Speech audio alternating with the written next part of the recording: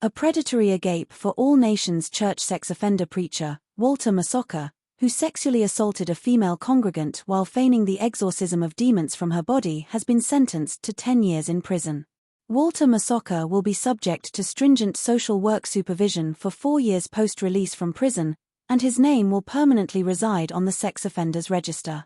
A jury was informed that he sexually assaulted the married woman at his residence in Stirling after proclaiming that she was a divine gift to him.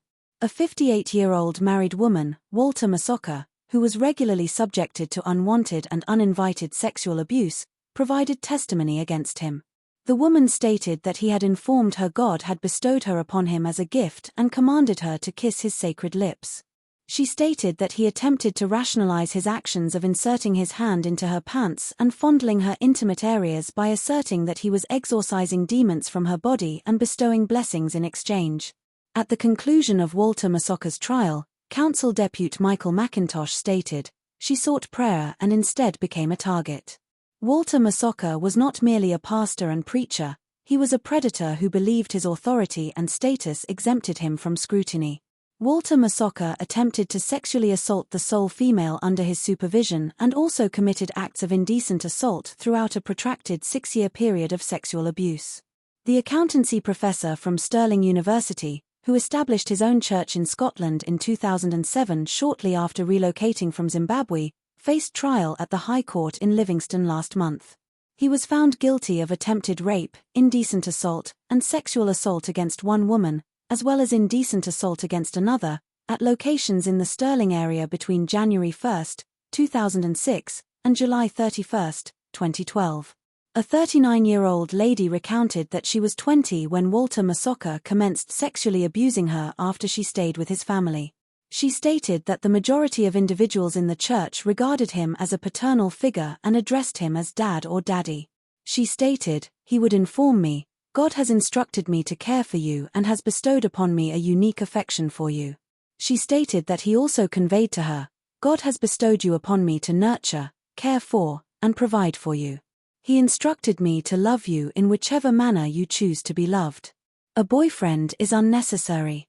She alleged that Walter Masocha sexually assaulted her by seizing her face, inserting his tongue into her mouth, and striking her buttocks as she ascended the stairs. On another occasion, she recounted that he grasped her hand and positioned it on his erect penis through his clothing at his 7-bedroom residence in Sauchieburn, near Stirling. When he subsequently attempted to assault her after bringing her into his bedroom, she reported feeling paralyzed and powerless but ultimately succeeded in evading his grasp. Walter Masocha, 61, of Forth Park, Bridge of Allan, refuted all allegations and asserted that both ladies fabricated their accounts against him. Judge Susan Craig characterized Walter Masocha's offenses as appalling and indicated that a protracted jail term was unavoidable. Alongside the lengthened sentence, she instituted non-harassment restrictions prohibiting him from approaching or contacting his 2 victims.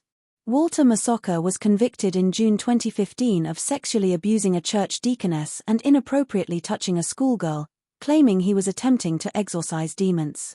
The convictions were subsequently annulled by the appellate court after judges determined he had been subjected to a miscarriage of justice. Subsequently, the Crown initiated new charges following accusations made to the police by 2 additional women regarding his conduct. Walter Masocha transformed the Agape for All Nations Church into a global religious organization including over 2,000 members.